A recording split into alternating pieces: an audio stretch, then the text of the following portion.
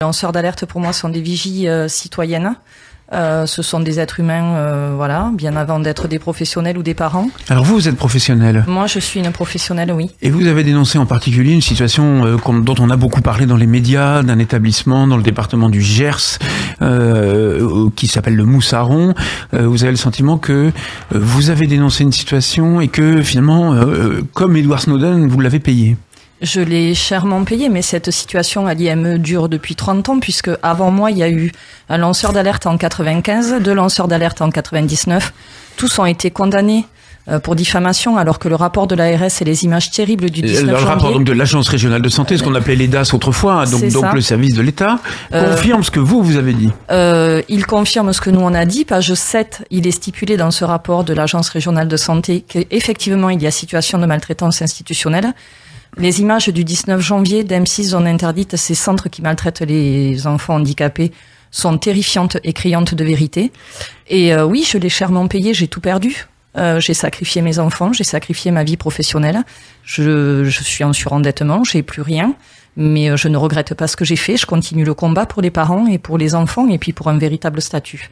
Nathalie Calonne, vous êtes en Seine-et-Marne. Oui, en Seine-et-Marne, présidente de l'association Parents en colère 77. Et vous n'êtes pas professionnel, vous êtes parent. Voilà, donc nous on est parents et en fait on a donc beaucoup de familles en fait qui rencontrent des difficultés au niveau de la prise en charge donc de leurs proches, hein, que ce soit enfants ou adultes au niveau des établissements. Et le souci, c'est qu'à partir du moment où une famille n'est pas forcément d'accord avec la prise en charge, souvent on arrive à des situations, je dirais, de conflit. Dès qu'une famille lance une alerte, je dirais, au niveau de l'ARS, c'est très compliqué d'avoir des contrôles. C'est-à-dire si on constate qu'il y a un dysfonctionnement dans une structure, dans la prise en charge, hein, pas forcément la maltraitance, c'est large. Je veux dire, un jeune ou un adulte qui n'a pas une bonne prise en charge institutionnelle, pour nous, est une forme de maltraitance. À partir du moment où un établissement refuse la scolarité d'un enfant en établissement, qu'il n'y a pas de moyens qui sont mis en place en termes d'éducatifs, etc., pour nous, c'est de la maltraitance. Il faut savoir quand même que les établissements sont quand même subventionnés, quand même ont les moyens. Réellement, quand on donne 400 € par jour de prix de journée dans un établissement pour faire fonctionner, pour le frais de fonctionnement. Ça peut paraître beaucoup quand on est parent, c'est quelquefois. Ça peut paraître beaucoup, mais cette prise en charge normalement doit être à la hauteur des besoins. Donc dès qu'une famille lance une alerte en disant mon gamin il n'a pas les soins, il n'a pas. Alors par exemple, on se rend compte aussi qu'il n'y a pas que l'éducatif, il y a aussi les soins. Il y a beaucoup d'établissements où il manque des orthophonistes, où il manque des kinésithérapeutes, donc à partir du moment, et en plus on ne peut pas avoir de prise en charge en libéral à côté parce que l'établissement est financé pour les soins. La sécurité sociale verse une enveloppe. Bon, aujourd'hui, il y a un certain nombre de structures qui permettent les conseils de vie sociale à l'intérieur des établissements, et puis il y a des voies de recours dans les maisons départementales du handicap. Ce que vous dites aujourd'hui, c'est que ça ne fonctionne pas. Non, ça ne fonctionne pas. Ça ne pourra jamais fonctionner. Pourquoi ça fonctionne pas? Ça ne pourra jamais fonctionner. C'est ce que j'ai déjà dit au ministère, c'est ce que j'ai déjà dit à l'ARS. Alors dites-le à nos auditeurs. Pourquoi ça fonctionnerait pas? Les CVS, en fait, conseil de vie sociale dans les établissements. Dans les établissements.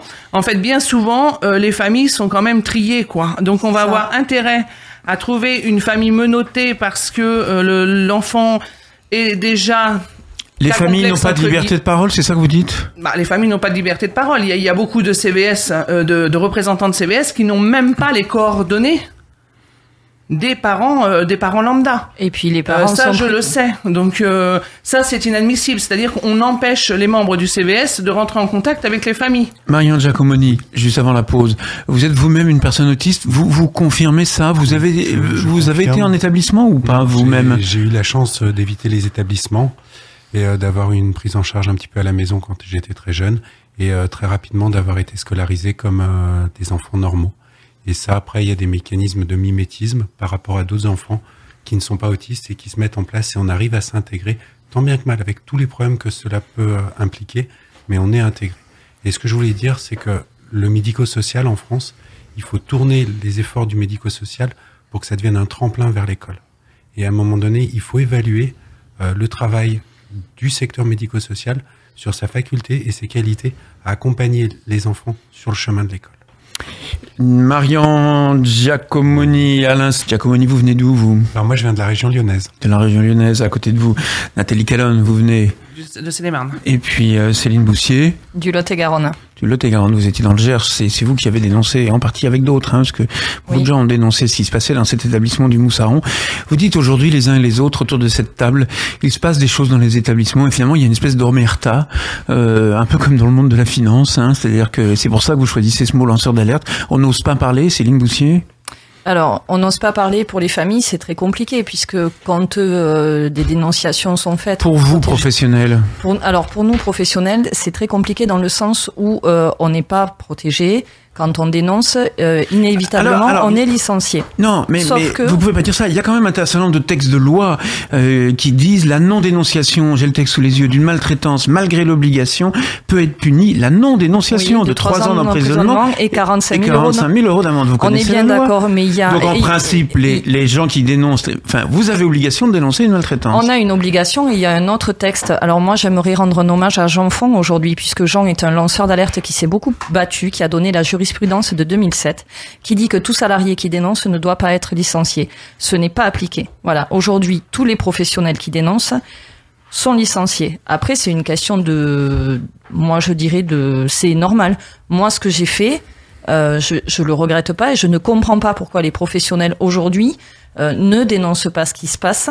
Et je peux pas concevoir qu'on ait peur de perdre son boulot, sa maison. Enfin, c'est des êtres humains qu'on a dans nos mains et qu'on est censé protéger. Du côté des parents, il y a un certain nombre d'associations un peu partout. J'ai un sentiment que elles ne dénoncent pas les maltraitances. Pas suffisamment. Je me tourne vers Nathalie Calonne. Vous êtes parent. Pas suffisamment, et je pense que le handicap est quand même géré par un certain nombre de grosses associations qui elles-mêmes sont subventionnées, etc. Et donc qui à un moment ne peuvent pas défendre les une familles. Connivence. Et je pense réellement, je dirais pas qu'il y a une connivence, mais je pense réellement que les familles aujourd'hui ne sont pas représentées dans le milieu du handicap. Il y a un certain nombre d'associations de familles. Il y a une instance de parents sur le terrain, d'associations non subventionnées, d'associations voilà, donc celles qui devraient normalement nous défendre, à un moment ne peuvent plus nous défendre. C'est écrit dans les livres. 90% des établissements sont privés. À titre associatif. Privé, géré par des associations. Voilà, sûr, on n'est pas comme dans les personnes âgées. Dans les livres du handicap, c'est bien écrit qu'à un moment, ces associations-là ne peuvent plus nous défendre. C'est les associations. Ne peuvent plus reprentrer les familles. C'est des associations gestionnaires, elles vont pas aller mordre la main de l'État qui les nourrissent. Donc, pourtant, elles ont aussi un certain nombre de chartes d'engagement en matière de qualité d'accompagnement. Vous avez le sentiment que vous voyez pas les améliorations qu'il peut y avoir dans un certain nombre d'établissements, une structure. On est avec Nathalie Calonne pour les parents. Écoutez, aujourd'hui, vu ce qu'on voit et ce qui est dénoncé, à partir du moment où une famille a des rencontre des difficultés dans un établissement, on n'a pas réellement l'impression que cette famille-là est aidée. Au contraire, on a même des familles qui perdent la tutelle parce qu'elles osent dénoncer des dysfonctionnements. Donc un parent, alors on prend souvent des prétextes, alors ça on aime bien faire culpabiliser les parents, mais bon on a quand même tous notre niveau avant d'avoir un enfant handicapé. Exemple de prétexte. Par exemple de parents trop protecteurs. Alors ça revient souvent. Donc en fait qui freinent l'autonomie de leur enfant. Ça à un moment faut arrêter quoi. On n'est pas complètement idiots. On était des parents lambda et ça normaux. Peut arriver qu'il y ait des parents qui viennent se mêler de. Ça crée pas l'autisme. Alors ça crée pas l'autisme. Ça crée pas d'handicap. Ça c'est des parents un peu trop protecteurs. Ça crée pas des enfants autistes et ça crée pas des enfants qui ont. Ça c'est des choses qu'on a entendu dire par le passé à propos des mamans en particulier qui étaient trop fusionnelles avec leur enfant. J'ai créé un personnage fictif en vidéo sur YouTube, le docteur Mabou l'autisme, où je dénonce ces propos-là par le biais de la caricature. Et il y a encore à l'heure actuelle des mamans qui qui s'entendent dire que c'est de leur faute, qu'elles seraient soit trop protectrices. On a fait ça avec votre maman, Marion ? Un petit peu. Mais mes parents, en fait, ont rapidement su tenir à distance les médecins et certains professionnels. Vous écoutez l'invité de la rédaction sur Vivre FM, Vincent Lockman. Les lanceurs d'alerte sont avec nous ce matin, Marion Giacomoni, Nathalie Calonne et Céline Boussier. Et maintenant, qu'est-ce qu'on fait, mesdames, messieurs? Vous êtes les uns et les autres en responsabilité dans des associations. Alors, on va les nommer. Céline Boussier, c'est Endignez-vous. Nathalie Calonne, Parents en colère 77. En colère 77. Il y en a dans d'autres départements, des parents en colère? Il y avait une antenne sur le 50. Et puis, Marianne Giacomoni, vous aussi? Ça t'est dit. Et on est en train de créer une association sur Lyon, Autistes & Co. Est-ce que aujourd'hui, vous dites aux grandes associations nationales, on pense à l'UNAPI ou l'Association des paralysés de France, qu'elles ne sont plus légitimes? Enfin, ça va jusque-là? Parce qu'on on vous a entendu avoir des propos très durs finalement ce matin sur Vivre FM. Il n'y a pas que ça, il n'y a pas que les associations gestionnaires. Il y a aussi une responsabilité politique puisque dans un cas qui nous concerne, l'État, le gouvernement, les députés et les responsables politiques du Lot-et-Garonne et du Gers ont été prévenus et que la maltraitance elle est couverte sous le motif du bassin de l'emploi. Alors, il y a un certain nombre de travaux qui ont été faits sur cette question du médico-social, des dérives et des problèmes. Il y a eu un rapport d'un conseiller d'État, Denis Pifteau. Il y a aujourd'hui Marie-Sophie de Saulles qui travaille pour mettre en œuvre des solutions claires. Est-ce que vous les avez rencontrés? Non. Est-ce que vous avez demandé à les rencontrer? On va demander rencontrer Madame de Saulles, ça c'est évident.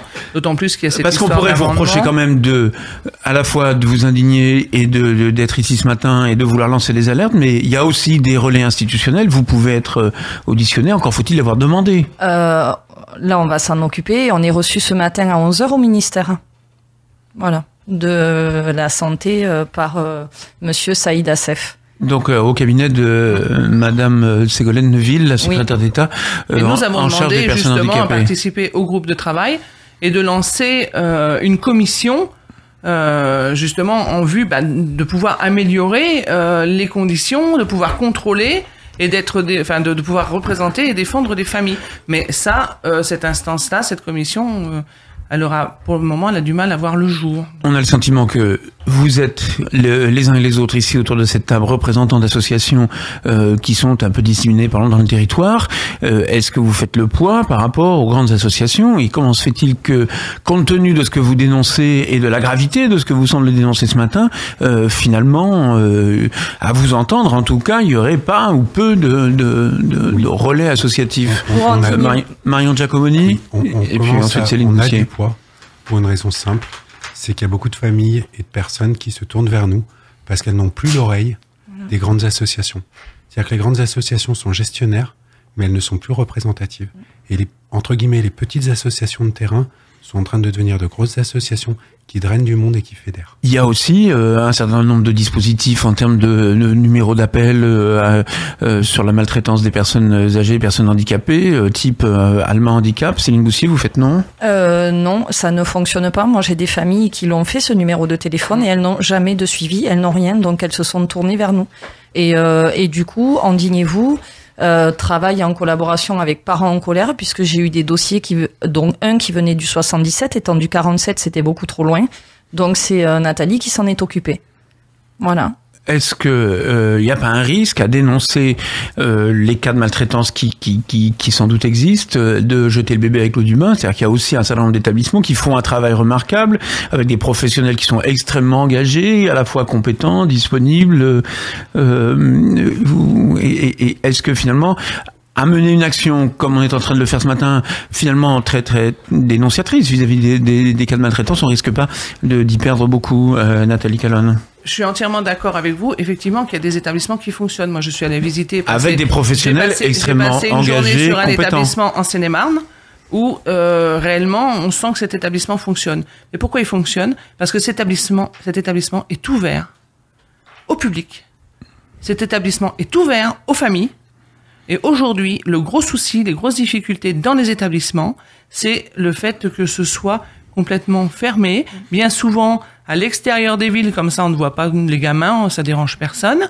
Et à partir du moment où un établissement, parce qu'il y en a quand même plusieurs qui tournent comme ça, heureusement, qui ont compris qu'il fallait justement jouer la carte de la transparence, à partir du moment où un établissement montre les belles actions qui sont vraiment réalisées, menées, là c'est gagné. Il n'y a pas besoin de faire 53 rapports. Moi, la mienne, depuis 19 ans, elle est suivie par une association. J'ai rien à dire. Mais la place de la famille, elle est préserver. Je crois que c'est important qu'on le lise ce matin. Alors, il nous reste 40 secondes. Quel est le message que vous voulez faire passer ce matin sur l'antenne de Vivre FM? Ouvrez les portes des établissements, montrez ce que vous savez faire. Et stop à l'omerta, franchement, voilà. Parce stop. que la société civile peut aider ces établissements à s'ouvrir justement vers la société.